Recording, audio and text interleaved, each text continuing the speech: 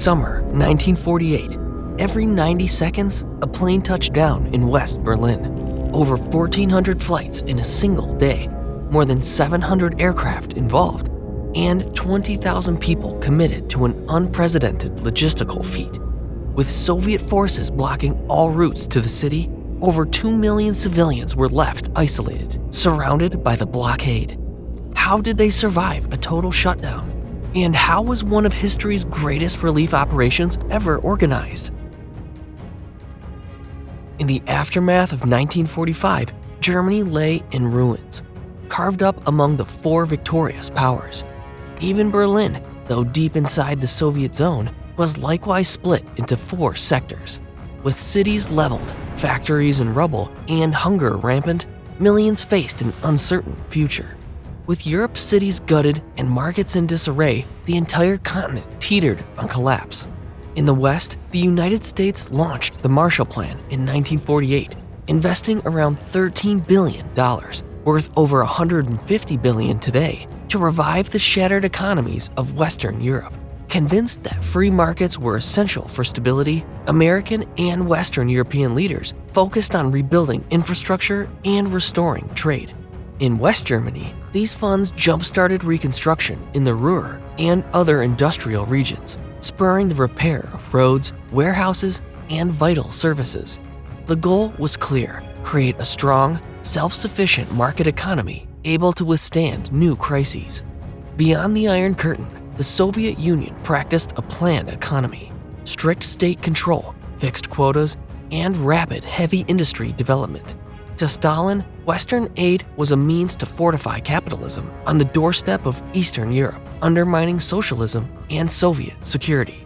The clash between market and state planning made post-war Germany a flashpoint of ideological tension. For Stalin, economic growth in the West directly threatened the socialist bloc. For Washington, meanwhile, European prosperity was both a moral duty and a strategic bulwark against communism. Thus emerged a tense East-West rivalry whose focal point would be Berlin. Did you know that most people who watch our documentaries aren't subscribed yet? If you enjoy animated maps and history, join our community. Leave a like and subscribe so you never miss the next episodes. The United States, Britain, and France, bolstered by Marshall Plan aid, introduced a new currency, the Deutsche Mark, designed to jumpstart the economy and replace the Reichsmark, which runaway inflation had rendered nearly worthless. In Frankfurt, the Bank Deutsche Länder swiftly began printing and distributing these new banknotes, laying the groundwork for the city's future global financial prominence. But when the Deutschmark also reached West Berlin, Soviet leaders in Moscow watched it spread with growing alarm.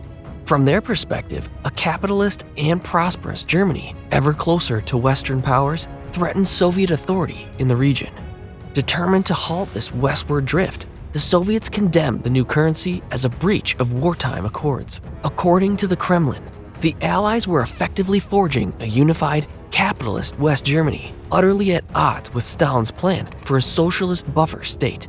To prevent West Berlin from becoming a visible sign of Western prosperity in the heart of the Soviet zone, Moscow tightened its grip. It was the start of one of the earliest and most emblematic crises of the Cold War.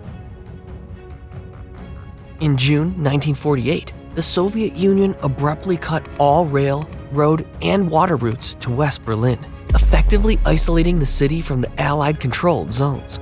Among the severed connections was the Helmstedt-Marienborn corridor, vital for supplies. Even on the Elbe River, new checkpoints paralyzed navigation and blocked coal shipments. Simultaneously, the Soviets sharply reduced electricity flow, worsening an already dire situation. Their intent was clear: deny more than 2 million Berliners every resource, hoping that Britain, France, and the United States would be forced to abandon West Berlin, which Moscow viewed as part of its own sphere of influence. For the population, this was a desperate time. With roads sealed and no way to bring in essential goods, many braced for a winter of hunger and despair. Some Berliners attempted makeshift solutions, yet supplies dwindled rapidly, fueling mounting fear and uncertainty. Allies recognized that quitting West Berlin would signal defeat and embolden further Soviet ambitions. Soviet authorities believed the Allies would never risk a direct confrontation and would simply withdraw. Yet in the West, various options were considered. At one point, leaders even weighed breaking the blockade by land, using military convoys along the Helmstedt-Marienborn corridor, the only highway connecting West Germany to Berlin. Diplomacy was also explored as a safer path, though it would have required significant political compromises. Ultimately, the boldest solution prevailed, supplying Berlin entirely by air, using flight rights that still applied from World War II. From a logistical standpoint, it seemed nearly impossible, but it had one decisive advantage. It avoided a direct military clash. Defying every prediction, Allied resolve won out. They chose not to abandon Berlin, launching what would become history's most ambitious airlift. An unparalleled operation still remembered today as one of the most emblematic episodes of the early Cold War. On June 24, 1948, the Soviet blockade sealed off more than 2 million Berliners. Just 2 days later, on June 26, the airlift officially began. At first, Allied C-47s carried around 2,000 tons a day, far too little to supply even 1,800 daily calories per person. Fuel shortages set in, the cold became pressing, and blackouts were frequent. Yet soon, the Allies introduced larger aircraft. The Americans used the C-54, while the British deployed the Arvo York and the Handley Page Hastings. Flight volume steadily increased, delivering not only food and medical supplies, but also the coal needed for heating and public utilities. As the effort grew, Operation Vittles became a tangible symbol of Western resolve. Berlin would not be abandoned.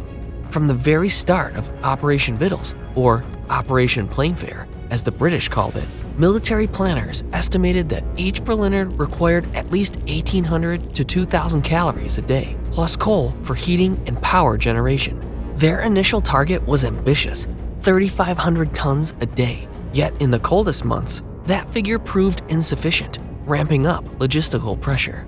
Even small outposts like Marker played a surprisingly big part. Though barely passable, certain back roads channeled Marshall Plan resources to local depots, which then trucked supplies to main bases. Meanwhile, in West Berlin, people grappled with strict rationing and continuous blackouts. Many spent the winter without heat, subsisting on fewer than 1,800 calories a day and living in constant fear of running out of essentials. Despite these daunting hardships, hopes remained alive that a resolute airlift would keep Berlin's spirit unbroken. In the initial weeks, chaos prevailed. The 3 Allied air corridors, each about 20 miles wide, were not yet managed in sync, and Tempelhof's landing schedules frequently overlapped. Officially, 2 corridors, northern and central, handled inbound flights from northern and central West Germany, while the southern one, from Frankfurt and Wiesbaden, handled flights exiting Berlin.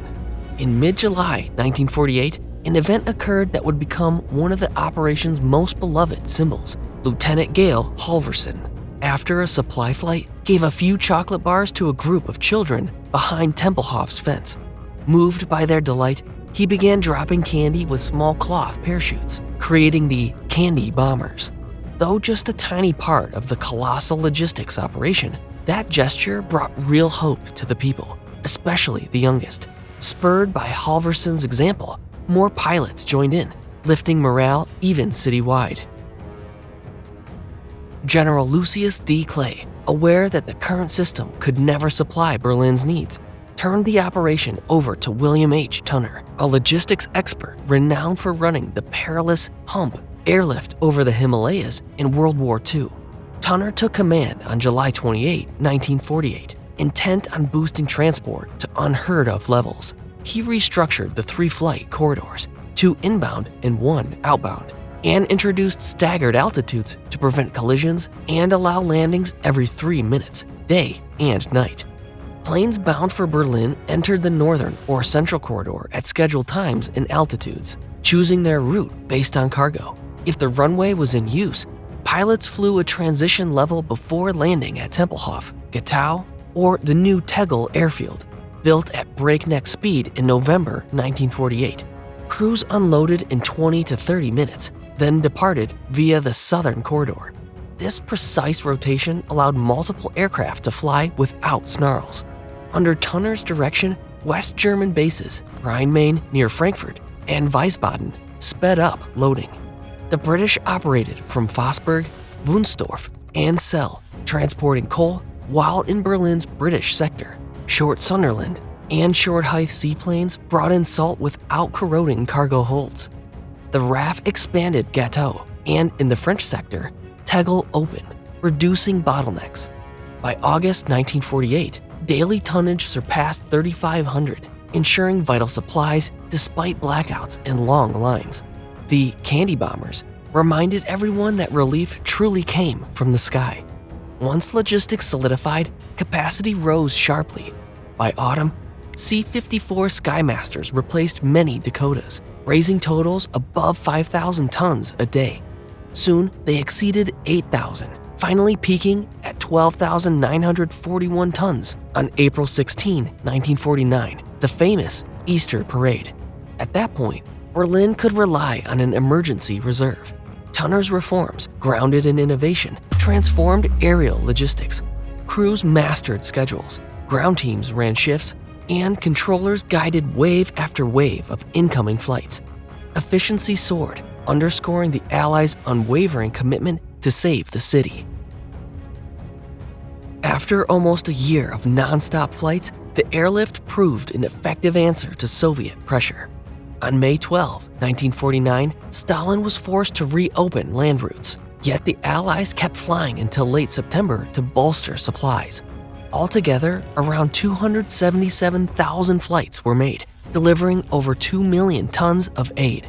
The operation's success turned Berlin into a symbol of Western resolve. Soon afterward, West Germany became the Federal Republic, with Bonn as its capital, while East Germany formed as the Democratic Republic, centered in East Berlin. Over the next 4 decades, West Berlin's airspace remained under tight Western Allied control, following the 1945 four-power agreements that granted only the United States, the United Kingdom, and France the right to operate military and civilian flights to and from West Berlin. Other airlines, including German carriers like Lufthansa, were barred until reunification. Only after the wall fell on October 28, 1990, could Lufthansa run its first official Berlin flight, symbolically ending an era when air corridors stood as a Cold War frontier. This milestone affirmed reunification and closed a chapter of aerial access. Thank you for following this remarkable story. If you enjoyed the video, please hit like and share it with your friends. Subscribe to the channel and turn on notifications so you won't miss upcoming historical deep dives. Have other questions? Let us know in the comments.